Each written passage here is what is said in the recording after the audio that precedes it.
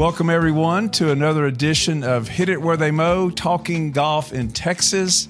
And we have a very special guest calling in from, or actually on Zoom from New York City, Mr. Jeff Martin.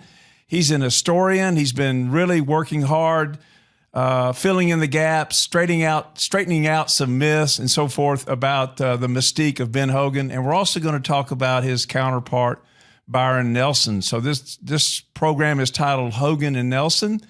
And in the studio with me is one of my friends and someone who's very knowledgeable about the game of golf, Mr. Don Robertson, originally of Denton, now a resident of Irving, a professional golfer, and he's a professional caddy on the PGA Champions Tour for Mr. Scott Dunlap.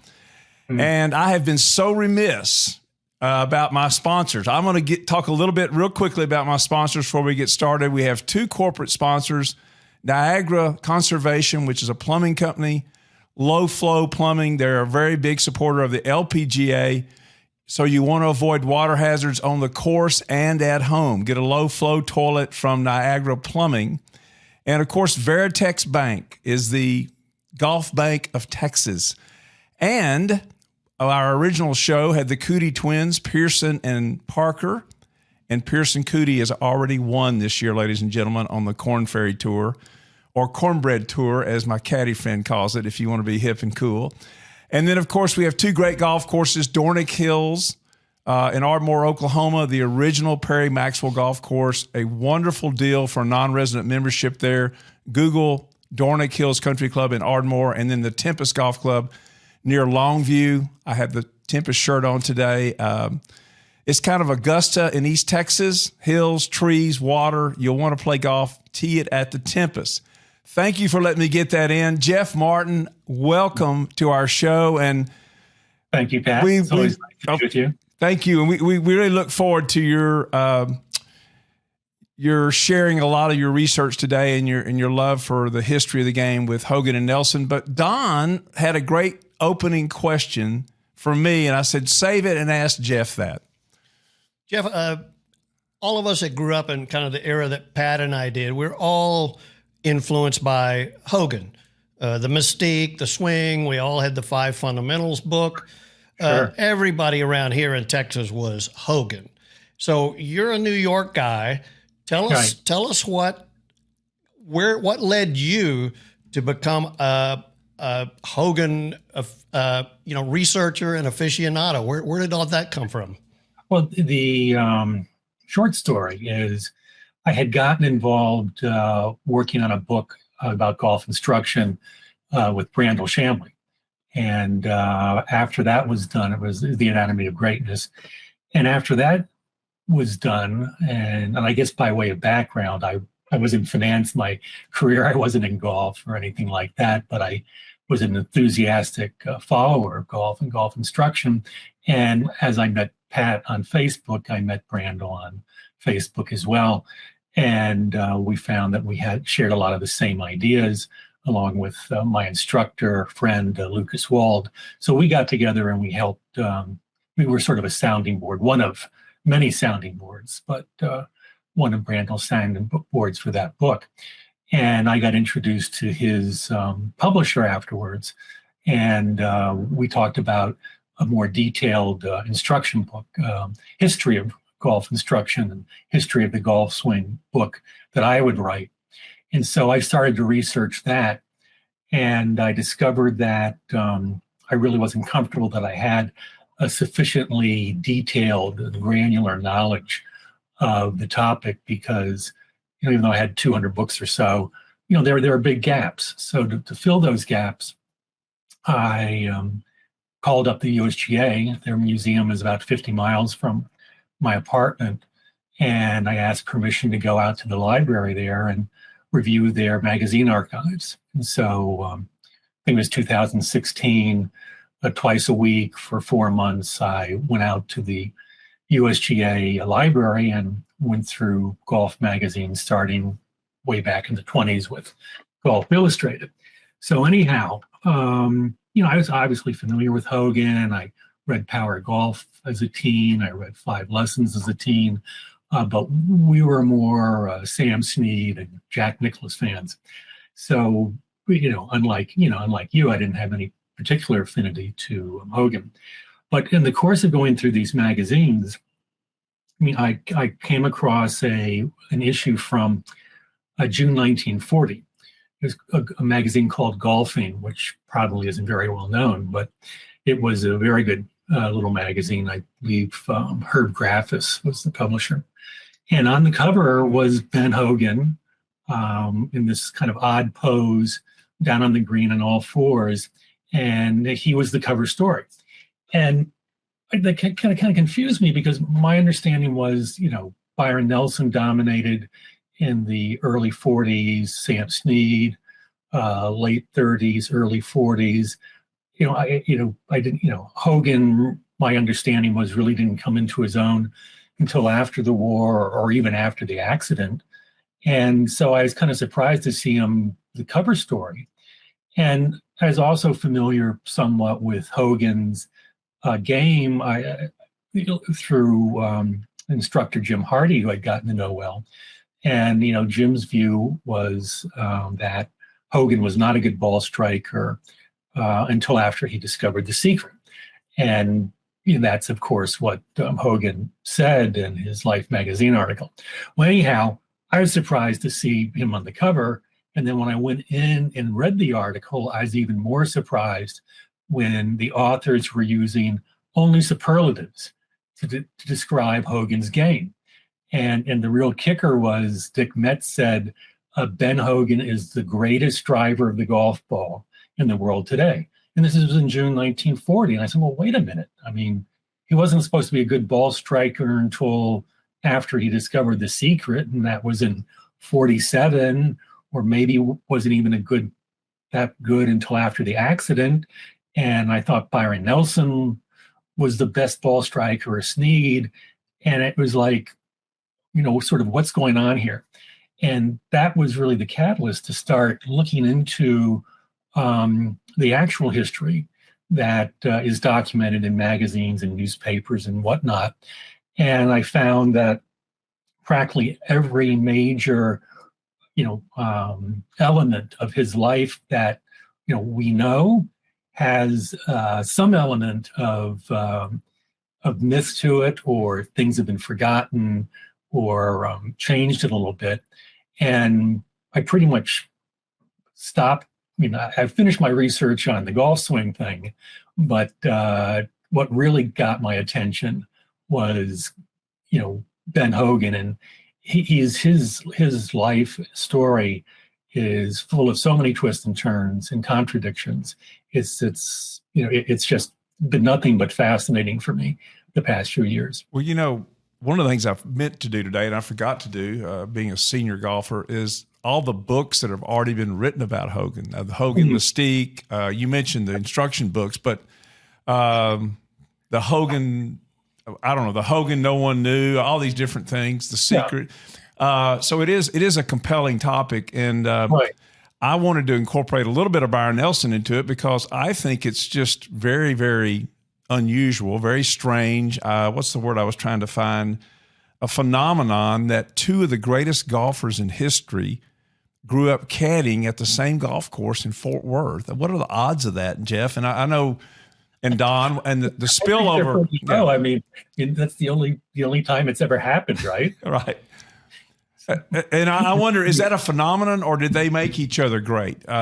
Just your thoughts on that, and then we'll get Don. Yeah. Okay. Well, I think they definitely pushed each other. It's just very unusual that two would be so talented and so dedicated. Mm-hmm. I think there's a little bit of a popular misunderstanding about how good they were relative to each other. Mm-hmm. And, we can get into that at some point, but they actually started off in 1927 competing in local tournaments, and were pretty evenly matched at that age. Right. Well, just real quickly, I should have said this. It was Glen Garden Country Club, which is no longer there, but Texas whiskey has kept it, where it is. Yeah. Yeah, the course is still there, but Sure. it's people don't play on it. But anyhow, they did develop. Byron is always a step or two ahead of Ben, and Ben would acknowledge that. And there is a article in 1941 that I was just looking at where he says to the writer Ralph Trost, he says, "Well, whatever Byron does, I must do." And so at that point, he'd had some success on the tour. He was leading money winner and won many tournaments, but he hadn't yet won a major, and that was sort of next on his list. Don, your thoughts? And one thing, it's amazing what Jeff does, and I'll just get this out there. Glen Garden Country Club, we've played it. It's now it's a location of a distillery, but they kept the course, and I did not realize Jack Grout was an assistant pro there. So stuff like that just keeps coming out. And of course, he went on to teach Nicholas. But your thoughts about those two guys? I remember reading a book about Hogan in elementary school. They actually had a biography of him in the library. Yeah, well, I didn't really start playing golf till 1967, so that was about the last year Hogan ever played a competitive round, and that was and Byron had quit long before that, right? And so I kind of liken those two to a little bit younger guys is Tom Kite and Ben Crenshaw at Austin. Right. Crenshaw would have been the Byron Nelson. Things came easier, probably a little more athletic. Didn't have to work at it as hard, a little more flamboyant. Whereas Tom Kite would have been the Ben Hogan, that nothing came easy. He was a little shorter in stature. He had to work for everything and grind it out. And he probably was motivated by the success of Ben, early success, to keep grinding away and, have his own success story. So I would say those two are pretty similar in the way they. Yeah. One thing I'll throw over to you, Jeff, the one story I remember in the elementary book was that Hogan, as a caddy, asked so many questions. This fits his personality. It may not be a true story. That the older caddies stuffed him in a barrel and rolled him down a hill, which almost killed him. But he survived. Jeff, is that a myth, or have you had any? It's hard to say. I mean, I think going back, the sequence of events was Ben was selling newspapers, and with his older brother Royal, and one of the guys that they knew said, "Well, you really ought to try this caddying stuff down at Glen Garden. You can make 65 cents for 18 holes, and during the week, I'm not sure they made more than a penny a paper. On the weekends, they made a lot more, but during the week, it didn't pay that well." So Hogan goes down there, and the story was that there was an older guy who said that Ben was his brother, and that they shouldn't mess with him. So, but apparently that only worked for a day. And then they figured out he really wasn't this guy's brother.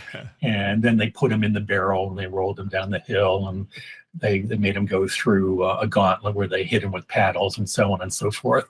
And, the story goes that the hazing pretty much ended when they had him have a fist fight with, I guess, a much bigger guy. And Ben had learned to protect himself while selling newspapers in the train station in Fort Worth, and he whipped this guy. And so they didn't bother him again. Okay, that's great. That's great. Now, one of the things that Don was saying before we went on the air, which kind of collaborates what you've been saying, he was not that bad a golfer before he, quote, had the secret, and Don, just share a little bit about this article and what you read, and then we'll throw it over to Jeff, because I loved it that he was a great short putter of all things. Yeah. Yeah. I read, you always heard Hogan was a great ball striker and that, he couldn't putt. And maybe right at the end, maybe that might have been the case. But according to Sam Snead, in this article I read here in this 1982 Golf Digest that I have, is that they said generally, and Byron Nelson said the same thing, from 3, 4, 5 feet, he never missed. And from 12 feet in, he was the best putter that out there. And in his early days, before he became a more efficient ball striker. His short game was phenomenal because he had to, because he did hit it, missed a lot of shots, missed a lot of greens. So he was very good, and he only was not that good later when he became to hit more greens. And then the decision for him to decide what to get it up and down with became harder because he didn't have to do it very often. So it became rusty. But they said in his day, there was no better putter. And that kind of surprised me because, and Sam Snead said, all the great guys were all great putters. You don't win majors and play that good unless you putt well. Yes. Just by a little bit on that, Jack said, didn't have a good short game, didn't need it. Yeah. So, Jeff, your comments. Oh, well, Ben worked on every aspect of his game, tirelessly.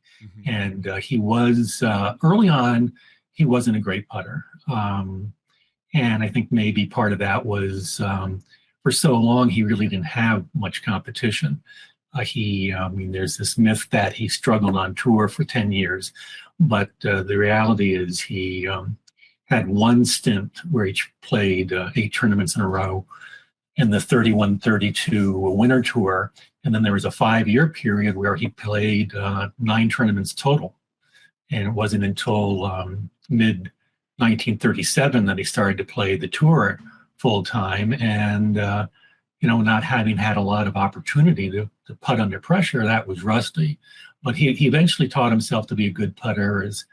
He was outstanding as a short putter.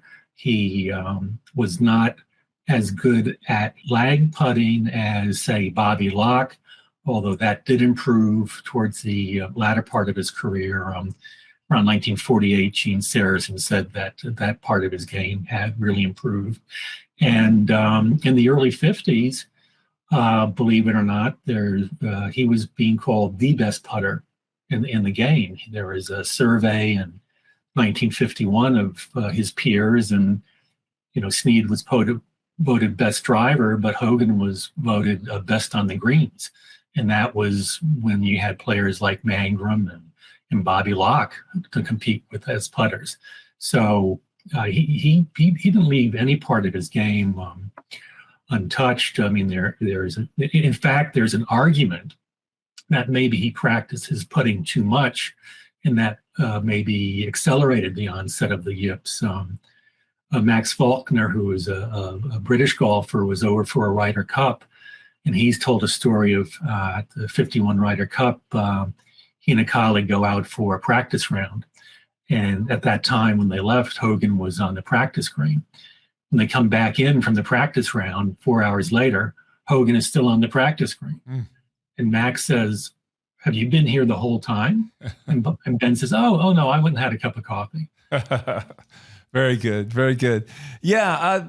The fascination with Hogan, Don did a great job of describing growing up in Texas and being influenced by it. And I've got some statistics about all the majors that have been won by Texas golfers. You mentioned Lloyd Mangrum. He was of that era, maybe a little younger than Hogan. Not sure exactly. Hogan, Snead, and Nelson all born in 1912. Right. But my first memory of Ben Hogan was on black and white TV in my little living room there in Tyler, Texas, the back 9 of the 1966 Masters, I think. Correct. Where he shoots 36 on the front, 30 on the back, and was getting, a standing ovation every green. Speak to that, and then Jeff, and then just the overall aura of Ben Hogan, why he's who he is in the world of golf. Yeah, that was before I started playing golf, but I remember watching that just like you did, and who's this Ben Hogan guy? And they were really showing him a lot, and I didn't know anything about him, but I could tell this guy this must be somebody special, right? Because they were making a big deal about it, and that was really my first big introduction, I guess, to getting into golf. I started the next year, but yeah, wow. I remember that 30 on the back 9 at the Masters in '66. Yeah. So he made some putts on that 9. I know he probably knocked Stoney a few times as well, but Yeah, Jeff, speak to that and then just the overall aura, and also mention what you do on Facebook and kind of what you've got coming up as far as your book, and kind of let people know how they can get more Jeff Martin. Well, the thing I like to do is look at areas that aren't well understood. And one area is his amateur career. Okay. And for example, pretty much all the biographies, with the exception of one that was written by a local guy, Jeff Miller, dismiss Hogan's career as an amateur. And a lot of that probably has to do with Hogan never talked about it. And, in one profile in 1955, he said, "Oh, I never won anything as an amateur." But that's not true. He had a brief amateur career. It was pretty much 1928 and 1929. And during that period, he maybe played in a dozen tournaments. He got into the finals, 5, 6, 7 times. He won 3 times. And so he ended that year in a ranking that was done by a Houston newspaperman. He was ranked 11th. No, he was ranked 20th in the state as an amateur, and 2nd in Fort Worth. And I think the reason no one really heard much about that afterwards was he impulsively turned pro in January 1930, and he wasn't ready to be a pro. And when he tried to get his amateur status back, he was sort of rebuffed, and he was stuck as a pro during a period when Byron Nelson remained an amateur. Mm-hmm. And Byron was able to play in the local tournaments and develop probably a little bit more competitive experience, while Ben was maybe playing in the weekly sweepstakes or some local events. So that the type of thing I do is look into almost any topic and use as most of my research the newspapers.com, and there is very good, very complete newspaper reporting, and then take it from there. Yeah, the Star Telegram is very good on that. Newspaper.com is one of my favorite sites. It's a free advertising for them. What about the aura? You look at the record, 9 majors, the incredible year in 1953. He more or less won the Grand Slam because he couldn't play in the PGA that year. Right. But there's not the same jazz for like a Lee Trevino. There is a little bit, but not the same jazz, or for Byron Nelson. And of course, Byron won 11 tournaments in 1 year, or 11 in a row, wasn't it? Or 11 in a row, 18 in 1 year. So I'll let you have that first, Don. Just why is he? Why are they doing all this in '82 in the Golf Digest and all that? Obviously, his record's great, but there's more to it than that. Well, I'm not. Jeff would probably know more about that than me, but I would say just because his personality was kind of dark, kind of secretive. Mm-hmm. He wasn't flamboyant. He wasn't approachable. So everybody wanted, now you want to know more about him because he's not giving you anything. Right. So you'd start chasing him, trying to figure it out. And I think he probably enjoyed that. Mm-hmm. I think he probably played to that. He said, I'm not telling them anything, because they want to know. And I think that was just his defiant attitude. So, all these things, he just wasn't approachable. So people wanted to dig more and more and try to find out why is he like this? Why is he, what was his secret? How did he become hooking the ball to fading the ball? How'd you figure it out? You were an okay player, and all of a sudden you were the greatest there was. So how did that happen? And he didn't want to tell anybody. So I think he played to that. It was the mystique, the book, the Hogan Mystique, and right. I think Trevino. You knew what Trevino was about. He was talking all Sure. the time, and Nelson. I didn't know him too well, but I'd met him and seemed like a very personable, down to earth Mm-hmm. guy, and he was very approachable and always very nice. So, it's like, okay, he seemed like one of us, but Hogan did not seem like one of us. So he was like, this guy's out there, so we got to find out what he's all about. So I think that's where more was written about him because there was less to know. Right. Right. And I think you made a good point. I think he played up to that. He was a promoter in his own way. And Jeff, you've alluded to that. I will tell you the first Hogan story I ever heard was Gary Player was at the Colonial. And the variation may be a little off, but he was having trouble hooking the ball. And he called Mr. Hogan and said, wonder if you could help me correct this hook I've got. You corrected yours. And Hogan supposedly said, what kind of equipment are you playing? And he said, Dunlop.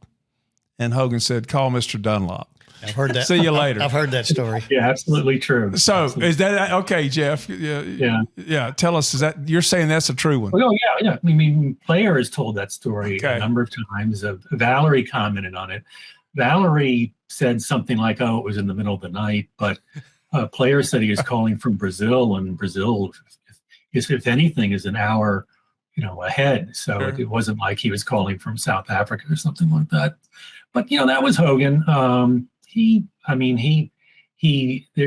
can document where he was telling one group of people one thing and another group of people the other thing. I think he definitely understood that drama sells, suffering sells. There are exaggerations that he's clearly responsible for promoting. For example, The Secret. In the Life articles, he says, I was at a crossroads. I had, if I was going to go on, and make a living playing golf, something had to be done. And, very dramatic. And as I said, that influenced generations to believe, before he discovered The Secret, he couldn't play. Well, before he discovered The Secret, he had been leading money winner in 1940, 41, 42. In 45, he came back and played 16 tournaments, and he won 5 of them. In 1947, in 1946 rather, he won 13 events. And that was all before he discovered The Secret and eliminated the hook. And the story of The Secret and how that came about really has to do directly with Byron Nelson.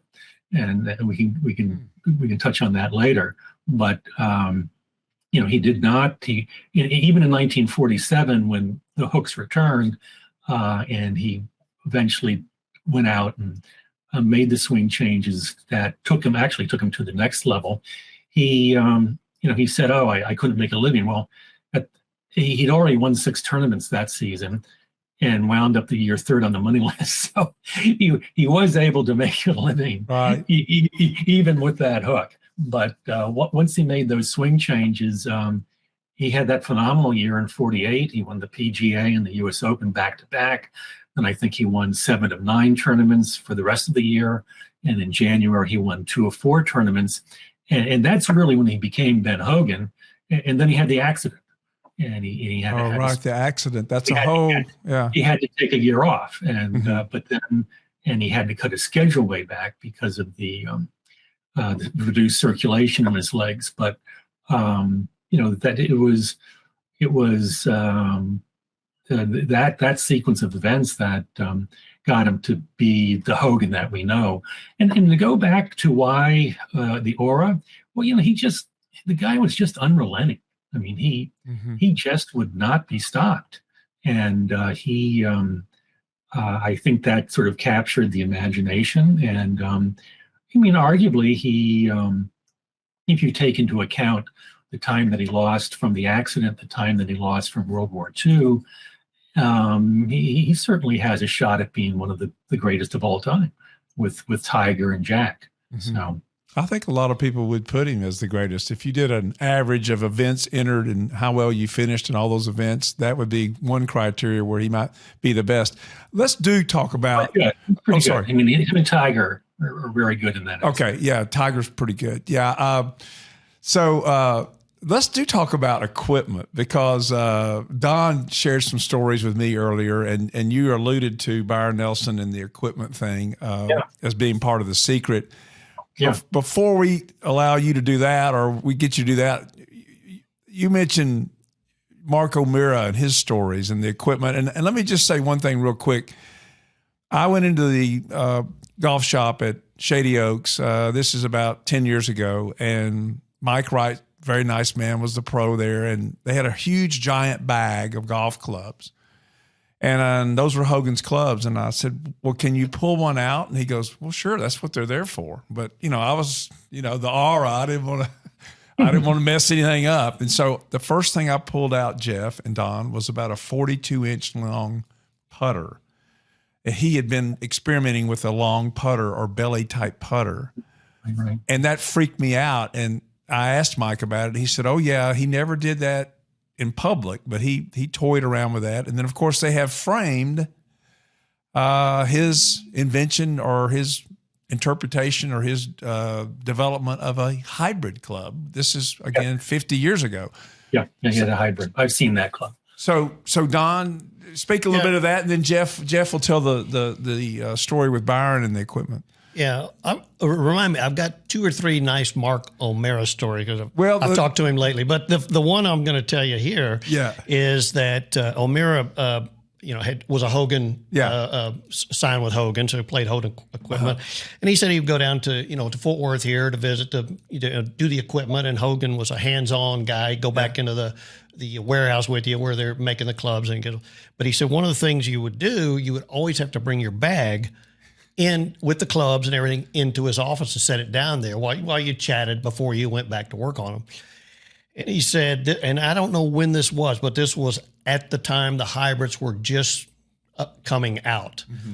And he said, I had a hybrid in my bag that was not a Hogan club. And he said, I was scared to death. He said, because he said, his quote was, he's a tough old bird. So I brought him in, set him down, and had a little head cover on it. And sitting there talking, and I could see Hogan looking at my bag. And he said he got up, went over looking around in there, and he kind of pulled the head cover off. He says, what's this? And Mark says, well, it's a hybrid. It's supposed to get the ball up in the air a little easier. And Hogan says, I know what it does. I'm not stupid. And he puts it back in there, and he looks at him, and he says, get this blanket out of your bag and put your 1-iron back in. Yes, sir. And I'm assuming that right after that, Hogan thought, okay, maybe this hybrid's pretty good. And he went back and probably started, trying to develop his own. Outstanding. Yeah. So the story I love from you, Jeff, is the driver. I think it was a McGregor driver, wasn't it? Well, it's an incredible story, really. Yeah. Ben gets on tour finally in the middle of 1937 and has actually a pretty good start. Almost runs out of money at Oakland in January 1938, but manages to come through, makes a big check at Oakland, biggest check I've ever seen in my life, as he put it. Then he won a nice check the following week at Sacramento. Then he got the club job at Century. Around the same time, he signed with McGregor. And then he had a nice second place finish at the Miami 4-Ball, which raised his profile quite a bit because he and his partner beat Johnny Revolta and Henry Pickard, who were the 3-time reigning champions. And for the rest of 38, Hogan was considered one of the star up-and-comers. 39 was a little bit of a disappointment because he didn't win. He had several second place finishes, but he either somebody galloped home and nipped him, or he had a bad front 9 or a bad back 9. He couldn't close the deal, and he was getting increasingly frantic about not winning. So he gets to at the end. So same thing was going on in the first part of 1940. Pinehurst, wasn't it? I'm sorry. Well, he had 3 second place finishes in January and February. And he gets to Pinehurst, and Byron Nelson is there, and Byron has 2 brand new custom made drivers that McGregor had made for him. And the story goes, he gave one of them to Ben. One story is he gave the one he didn't like to Ben. And I just heard the other day. Naturally, yeah. I just heard the other day that the one that Ben selected was the one that Byron liked, but he let Ben keep it anyhow. But at any event, that changed his game completely. He never drove it better. He gave all credit to, he set the record at Pinehurst. He said, "Oh, this driver is perfect for me. Fits like a glove." And he says it doesn't weigh anymore. My driver weighed 14 ounces. This is 14 ounces, but it's balanced well. And Hogan used that driver until it broke in January of 1947 at the Phoenix Open. And he anticipated that it might break. So he had something like 26 copies of it made. And until he found one that he liked. Yeah, right. And he had it with him. He had it with him because he thought it might break in Phoenix. But he didn't. He drove with his brassy during that tournament. He didn't put it into play right away. But then when he did put it into play, it didn't feel as good. And then all of a sudden, that the ache of, oh, where's my drive going to go? Where's my drive going to go? That returned. And that's why 1947 was kind of a slump year. Because he couldn't find a replacement driver. And even in June, he was still searching and had to drive with a brassy. And so on the one hand, finding the Byron Nelson driver, took his career, four money titles, 4 Barden trophies, 30 tournament victories, that got him established. But then when it broke, he was forced to make swing changes that did 2 things. One of the things the swing change did was eliminate the hook. And the other thing was it got the ball up in the air more. I don't think people realize it, but probably as much as the hook, maybe even more so, his low ball flight was hurting him in tournaments like the Masters and the U.S. Open. And although he was never talked about as much, the changes that he made by getting the cup in the back of his wrist got the ball to stay up in the air longer. And then after that, Hogan became Hogan, and right. Had that terrific 1948. But I think that the part I like the best about this story, and it says so much about Hogan. When the driver broke in January, he didn't say, "Oh yeah, this is the one that Byron gave me at the North South in 1940." He said, "Oh, I've had this driver for 13 years." Okay. And, had this driver for 13 years. And it finally broke. And I guess he decided that really wasn't plausible, because in Power Golf, he amended it to, "I've had this driver for 10 years, since 1937. But it wasn't. I mean, there were pictures taken of the Byron Nelson driver. It had a distinctive face. It was all black. The face was black with the red insert. And you can see it in his bag. You can actually see it in some pictures that were taken at the Phoenix Open before it broke. So it was the Byron Nelson driver that he had 26 copies made of. I think everybody, Don, of our era either had or wanted to get an I-matic driver before the metal woods came in. And I'm not saying that his was an I-matic. It might have been Jeff, but no, McGregor. It had a 5-screw insert. Okay. What was that? Oh, yeah. Everybody, wanted to have a McGregor I-matic. That was the thing in the, Yeah, but the I-matics were more in the 50s. I mean, you said 5 screws? I never heard that. Yeah, he had a 5-screw insert. I mean, most of the pre-war Tommy Armours, or if it said Hogan on it, they were red inserts with 5 screws. Okay. And in fact, I've got a bunch of them. I've got a bunch of them right next to me. I can pull one out.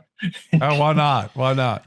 Pat, I wanted to make a comment on something Jeff said there about Hogan. Yes. It wasn't so much the hook. It was the low ball flight. And it just made me think, and Pat, you grew up in East Texas, so it's a little softer there, but I'm just comparing it to myself and a lot of guys I knew. We grew up around here on hardpan. Right. None of the courses were, they weren't very good, and they weren't that good a condition, and it was windy. You could not afford to hit a ball high. And I'm sure Hogan grew up, that was his mindset. You had to hook it and you had to hit it low. And I'm playing at the University of North Texas golf course, which is not there. We call it the Trap, because it had one trap on it. They got that nickname. The ground was hard. And I thought I was a pretty long driver. I hit this low hook and run forever. And then I got to traveling around and going up in Jeff's neck of the woods up in New York and playing and stuff where there was watered fairways, bent grass greens. All of a sudden, wait a minute, I don't hit it anywhere. So you had to make adjustments at some point, because you used to tee the ball low. You used to try to hit down on it a little bit and drive it kind of like Arnie would hit it out low with this rising, and the ball went nowhere once you got out of hard pan. So I think that's probably one of the reasons Hogan had the hook. Is it was a necessity. You played the ball back, you played it low, you hit a hook. And once now you get into competition that's of higher quality and higher quality golf courses, that doesn't work anymore. And so that was probably one of the reasons that he had to make the changes that he made. Well, that's very well said. And he won a lot of his majors late in his career. I think we'll get into that with Jeff. Jeff's getting his Iomatic drivers out, but we're not. It's gorgeous. Yeah, this one's a 2-wood. I guess my two other Ben Hogan models are being refinished, but this one here is an Ed Dudley model, and it was, as you can see, it has black stain on the face, and this is what Ben Hogan's driver looked like that Byron Nelson gave him. Same insert. It was finished in all black, including the face. See, this says, all right, should say Ed Dudley on it.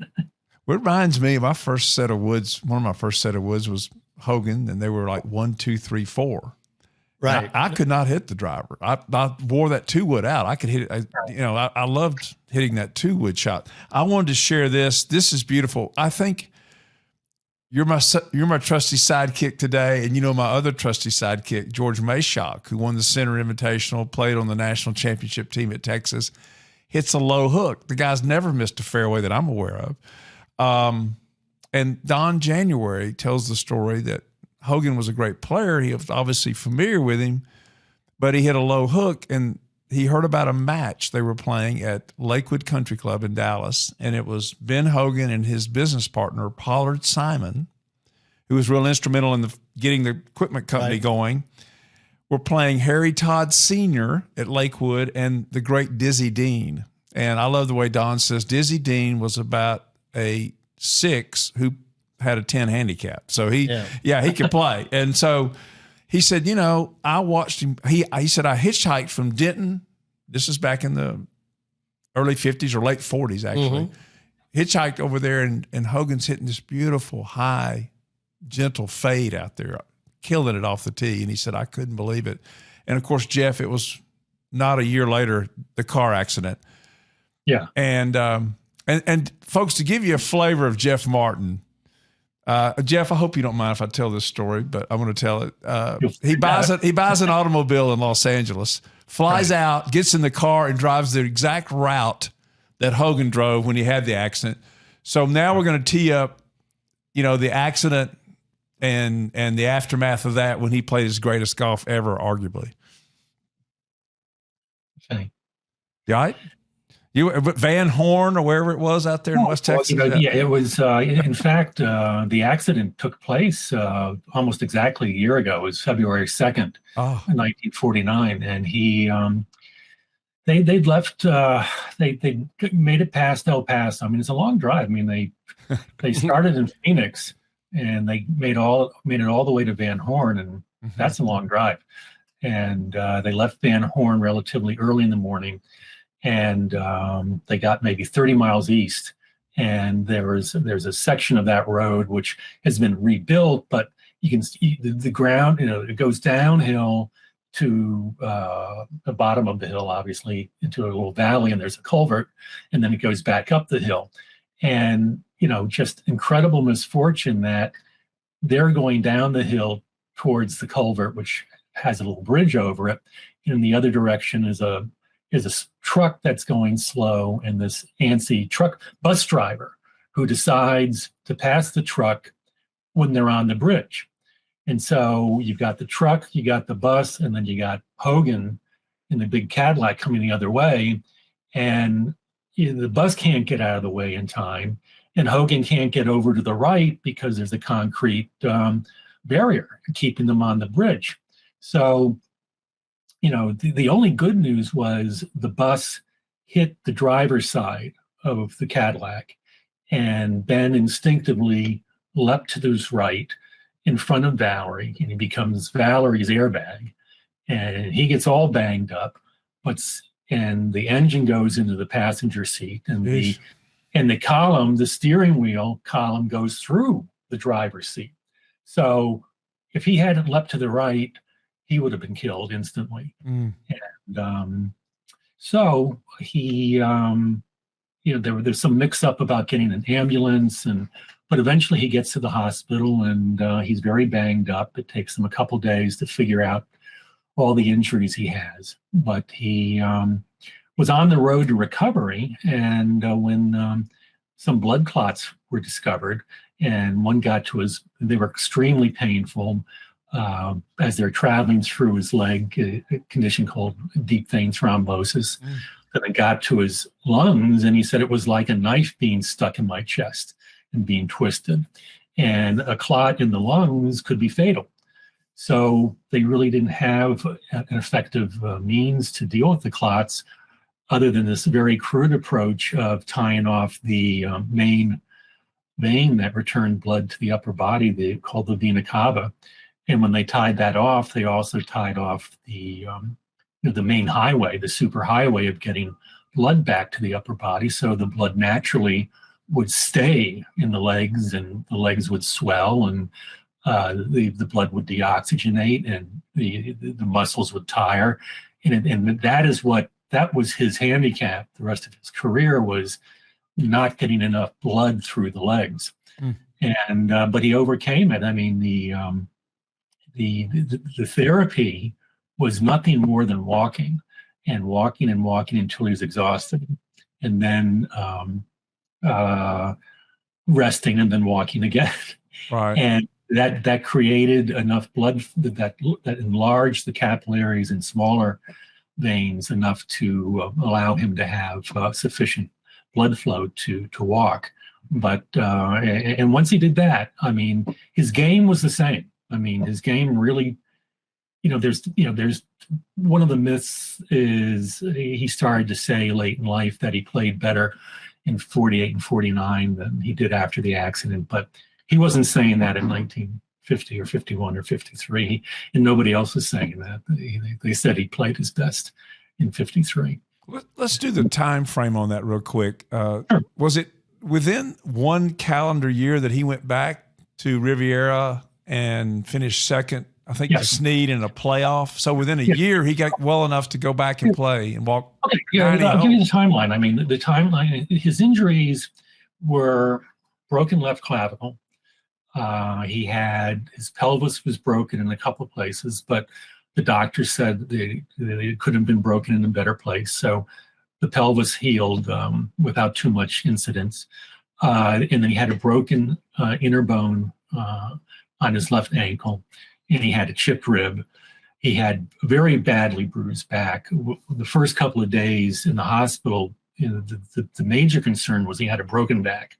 And that's why people initially thought his career might be over, because they thought he might have had a broken back. But after he got out of shock, they were able to take enough x-rays that I think by Friday, the accident was on Wednesday, and I think by Friday they realized that his back wasn't broken. And the prediction was he would recover from all these breaks in a couple months' time. But then he had the clots, and then the vena cava operation, and it was the clots that nearly killed him. And then of course it became difficult to walk with that restricted blood flow. So he gets home, and I think by August he goes to see Ochsner, who was the surgeon in New Orleans, and everything's ready to go except his shoulder. his shoulder still hasn't healed. It broke in a pretty nasty place. So he was given 3 more months without any golf, even though he was doing a lot of walking, he was doing squats, he was doing running in place, he was doing putting. I mean, he was keeping active, but he did not swing a golf club until mid-November.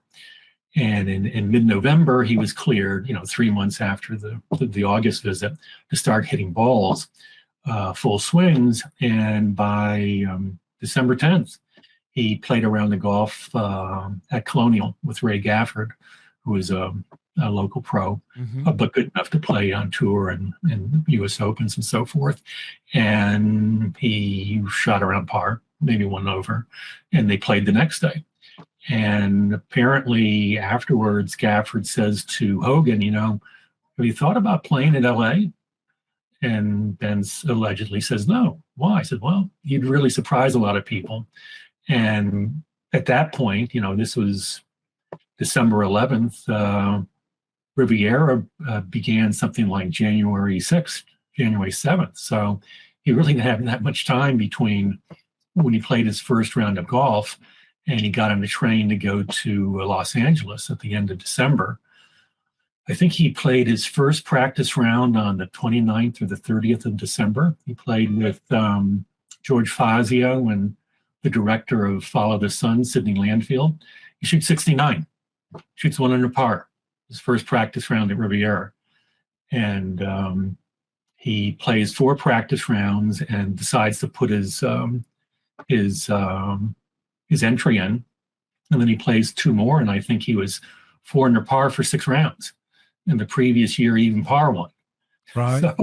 So he in the last preview article before the event, Charles Curtis of the LA Times says, the pros pick Hogan to win. First event back. It hasn't even had a warm-up event. Right. Hogan's the man to beat. And he should have won. But Snead sunk like a 12-footer on 17 and a 18-footer on 18 to tie. Snead's pretty good too. Yeah. Snead was pretty good. Yeah, and then Ben made the mistake. He scheduled to play in the Crosby. There was bad weather, so the playoff had to be postponed a week. He goes and plays in the Crosby. He gets a cold. Oh, wow. He comes back. He hooks his first opening tee shot out of bounds in the playoff. And as he said, I lost it right there. You can't give Sam Snead a lead. And I gave him a lead on the first hole. I want to ask you something, and then I want to talk about, we're going to wrap up with the greatest year that he had in '53 with the ticker tape parade in Manhattan and so forth. But was Hogan's last win on the PGA Tour the 1959 Colonial? That was his last Colonial. That's right. That was his 5th Colonial, and he beat Fred Hawkins in an 18-hole playoff on a Monday for a regular tour event. Yeah, different days. Different days. Yeah. Let's wrap up with the year 1953 and Hogan. I've been to Scotland. Hogan's like a little god over there. His pictures in every equipment room or bag room. All these great courses like at the Wee Iceman. The Wee Iceman. He's he's at I'm just thinking Prestwick, Troon, all these places you go in the equipment room. There's a picture of Ben Hogan, and he won his 3rd of 3 majors that year there. The only time he ever played in the British Open. Each round was better than the one before. I mentioned Hogan's Alley at Colonial, Hogan's Alley at Riviera because he won the U.S. Open there, and I'm sure he won the L.A. Open a time or 2. Oh, yeah. And then the other Hogan Alley that you told me about, Jeff, was at Carnoustie, where he hit a particular drive at least 1 round into a narrow area there where he cut off a lot of distance. Yeah. Speak to that and let Don speak to that about that year. Okay. Go ahead, Jeff. Oh, I thought you wanted Don to speak. No, we'll let him follow up. Yeah. Oh, okay. Oh, well, 53 was magnificent. He probably played his best golf of the year at the Masters. I mean, that was considered, the best that any the sports writers had seen. Hogan said he hit the ball the best. He thought the best. in the highlight reel, it says it has Hogan sinking some putts, and it says Ben Hogan, the greatest putter the game has ever seen. And from there, he went to Oakmont and sized things up perfectly, and he just finished. He finished like a bear. It is a long par 3 on 16, a drivable par 4 on 17. He hit a brassy to 16, made a 3, drove the green on 17 and made a 3, and then hit a boom to drive on 18, 300 yards, 5-iron, close to the hole, and made a 3 there. And just a dominant performance. At Carnoustie, he didn't putt well. I mean, the greens were slow, and maybe it was the beginning of his putting trouble. But he mastered the course, as you said, improved his score every round, and even with the flu, even with the fever, he went out on the last day and won the damn thing. And I think that clearly was his peak. And I think he started to focus more on the equipment company in '54, right. And his putting started to go, and that pretty much spelled the end of his. He had a second in a few others, but that was the zenith, and we're running out of time, Jeff. Unfortunately, we always do. Yeah, when you go into Colonial, there, the equipment room. Not the equipment room, the trophy room, right. And the Hickok Bell. He was athlete of the year, not golfer of the year, athlete of the year. Right. So Don, put a little of your magic on that year and the Colonial room and all that, and then we'll wrap up here. Well, I think all those things have come about because a quote from Byron said, Ben's greatest strength was he had no weaknesses. Now, apparently he was a good iron player, but not a great iron player. And you would, I always thought he was hitting it to 5 feet every hole, but he never really hit poor shots. He was 20 and 30 feet all the time. He wasn't a spectacular, but he always, and so to win 3 majors in a year, you can't be willy-nilly all over the place. It has to be completely consistent. And I have a question for Jeff that I would like for him to put to rest for me, and I'm sure any other Hogan and Nelson aficionados around here. So they grew up together. How was their relationship? We've always heard, sometimes they were friends, sometimes they're adversaries. Was it a bit of both? What did you find out in your research? But let me just mention this. We're about out of time. That may have to be part 2, but can you answer that real quickly, Jeff? Yeah. Oh, well, I think they were very friendly probably until the end of World War II. And at that time, Ben was so burnt up about Byron winning all these tournaments when there's no competition. And he couldn't keep his mouth shut. He was saying, "Oh yeah, I mean, Byron's no different than he was before the war. He doesn't have any competition."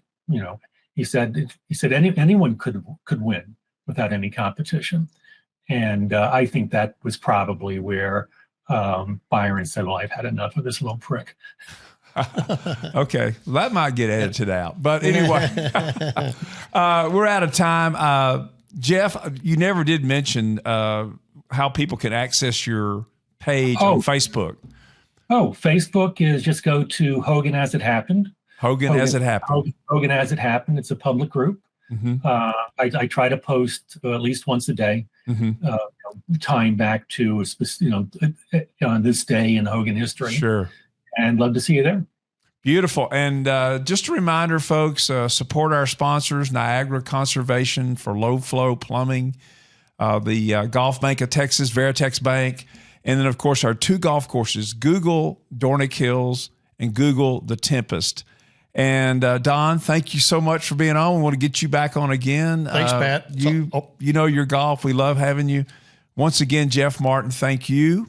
Thank you, Pat. Thank you, Thanks, Don. Jeff. Nice to meet you. You bet. And there'll be more of Hit It Where They Mow next week. So stay tuned. Tell your friends about it.